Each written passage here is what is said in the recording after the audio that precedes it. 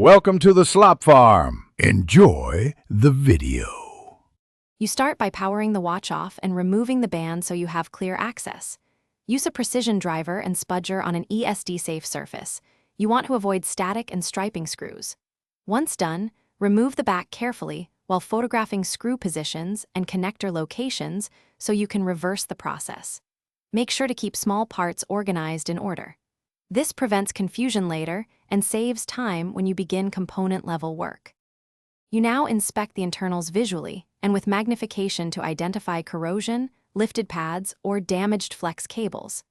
Disconnect the battery first to reduce short risk, and then test individual components with a multimeter or bench charger to confirm faults. Once you identify the bad module, remove fasteners and detach the flex carefully, then install the replacement, seating connectors until they click.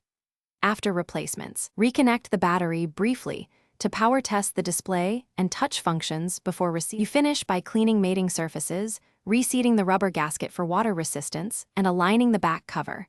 Tighten screws evenly to avoid distortion. Once assembled, perform a full test cycle.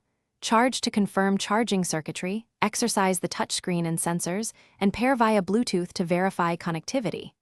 If something still doesn't work, don't panic.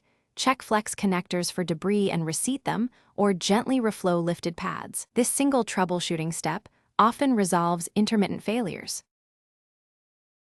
Thanks for watching. Consider subscribing if we helped you today.